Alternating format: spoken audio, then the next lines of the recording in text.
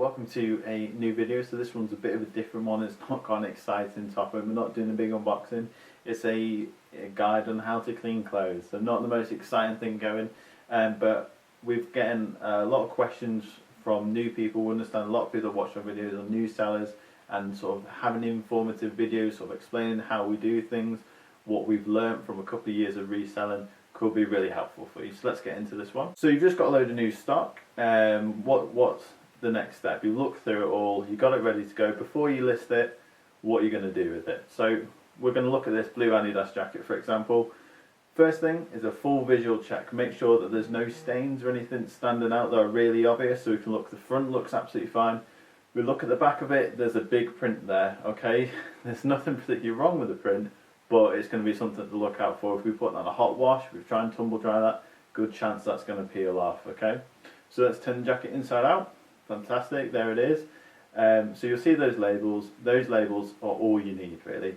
So we can look at that and we can see how hot we can wash it, if we can iron it, if we can tumble dry it. So we can see it needs a fairly warm wash, and we can't tumble dry it, which isn't surprising. Sort of polyester style jackets, they tend not to tumble dry because they can shrink, the fibres can shrink. So it's not just modern items. We're looking at one of my personal items, this old Green Bay Packers jacket. You can see here, even though it's a vintage item from like the 90s, it still uses the same symbols, still gives you the same basic instructions. This one, surprisingly, actually, you can wash at quite a high heat, you can tumble dry, you can do whatever you want to it. It says it should be absolutely fine. So we've got an item here, it's a Columbia, small Columbia jacket.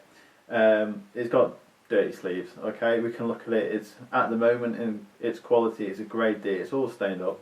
So next thing is going to be, what are we going to use to remove these stains? So first thing we recommend is Fairy Liquid. Everyone's got it. If you've got dirt stains, food stains, anything like that, it's great to just scrub on there. It's a low risk option. Next, we've got a tub of pink stuff. We've never used this before, but apparently this is great for shoes because it's almost like an exfoliating scrub. It's got bits in there, so it's great for getting into deeper stains, deeper bits of dirt. So next is bleach. Now always dilute bleach and try and use it for white items only. This is like last case scenario for us. You use bleach if you really can't get the stain out and it is a white coloured item. So be really careful. Make sure you test an area if you are going to try and use bleach to get something out. And next is the main thing we use. It's just a trusty supermarket owned brand cheap stain remover. Obviously this will get them out most stains that other things can't, a general wash can't. We would recommend though, obviously if you're going to be regularly dealing with clothes that have got deep stains, use something like Vanish Gold, you know, whatever the most expensive stain remover is, probably use that one because it'll get out more stains than this cheap supermarket one will. So the last one I'm showing here is actually hand sanitizer, but it's meant to be representing rubbing alcohol, which is a great way of getting out ink and paint. They can be really stubborn stains, but be careful when you rub. Obviously it's going to release all the ink out. Be careful you don't just smudge it and make it even worse than it already was. So as you can see here, I'm using the stain spray, so I'm just dampening the sleeve, getting it a bit wet before I put plenty of spray on there. Don't skimp on it. I'm using just an old toothbrush, so just scrub it in as much as you want really. Obviously the more you scrub it, the longer you scrub it with that spray, the more chance you're going to get that stain out. So as you can see here, there's a name written on the label. I've tried to use that sort of high alcohol hand sanitizer. It didn't really work, but obviously if you had some rubbing alcohol, it'd be worth just trying to rub it on there, see if you can get that name to come out. Or if you had a strong powered stain remover, that might be able to get it out, but remember it is permanent marker, so it's meant to be there. So we'll just chuck it into the wash. When we wash things for the first time, we tend to keep it at 30 degrees. That's a fairly low heat for a wash.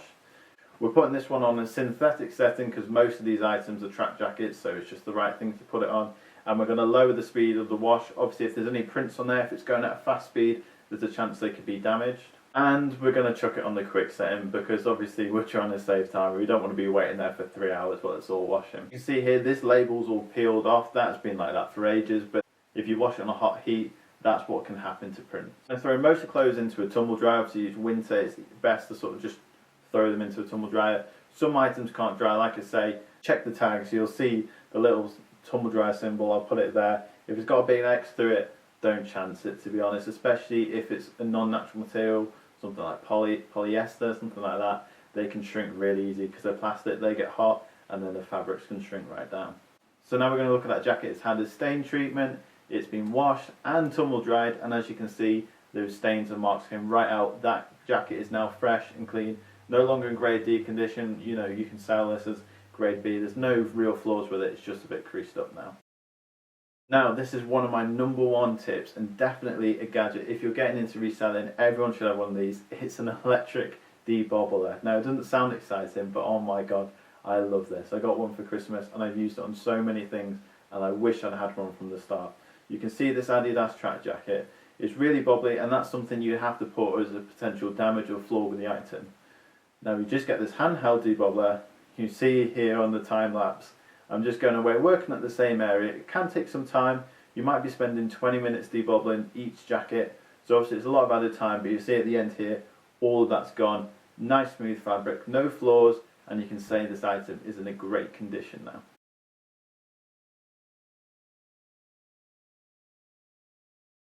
Now, as an alternative to the electric one, you can get these defuzz it brushes. So this is great to use on cottons, thick materials, especially on things like wool jumpers.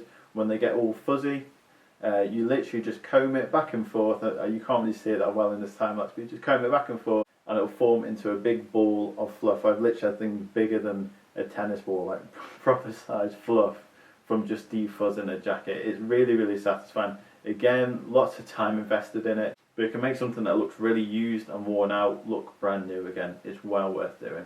Now, this is going to be quite a small section. Obviously, when it comes to repairing items, it depends how far you want to take it. With this item here, you can see there was a hole in the jacket. Because it's a black jacket, luckily we've just used black thread and just done a basic stitch. I didn't personally do it, I got my mum to do it because she knows how to stitch, but I could do a basic repair. We flip it over and you see there's a little pinprick hole there. There's no point repairing that. It's so small anyway. If you sew it, you're just going to make it even more obvious than it already is. So when it comes to repairing, obviously sewing's a great option. If you don't know how to do it, there must be thousands of videos on how to do a basic sewing repair. So it's well worth watching one of those, because it's better to sell an item with a repair than with a hole or a slit in it. It's better to try and repair it. At least if it all goes wrong, you can just undo the threads and pretend you never tried. As an alternative to this, sometimes we've used it's like an iron-on invisible tape. You literally cut out a section, you put it on the underside, and let's say you've got a big cut, you put it on the underside of that, you iron that on, it gets nice and warm and it sort of forms to the jacket. That means that you don't have loads of threads. It's to try and form an invisible fix. But the flaw with this can be it's not always very durable, and sort of after a few washes that might start to undo again. Where if you sew and do a proper repair, that's more likely to last a lot longer. But if you stayed around to this point in the video, it's well worth staying. Thank you very much, because you're about to get my #1 tip, which is if you're going to wash an item, always do it before you picture and list it. If you sell something, I know people who do this, they sell something and then they wash it after they've sold it. Never ever do that, okay? You can wash something 9 times out of 10, it'd be absolutely fine, but one day you'll wash something and it'll shrink, the colours might come out, it might be bleached by something else. We've washed jackets in the past. If you've not watched our Depop 30-day Depop challenge, watch that video and you'll see what I mean. We washed a jacket in there and the lining just crumpled, it disintegrated, it fell apart, and it went from being a great quality £20 to £25 coat to a damaged coat that I think we sold for like £14 all in. Now imagine if you sold it at 25, then washed it and it had completely disintegrated, it was in awful condition compared to what you sold it as, you'd be really stuck with that then. The same would happen obviously if you washed it, the item shrunk, it no longer matches the measurements that you supplied, obviously the buyer's not going to be very happy. So reduce the risk. If you're going to wash something, do it before you even picture it, okay? Definitely do not wash after you sell something. Well, I hope this video has been fairly entertaining. I really hope for you guys out there that have just started Depop selling or reselling in general, I hope this has been helpful to you. At least you've taken a couple of tips away.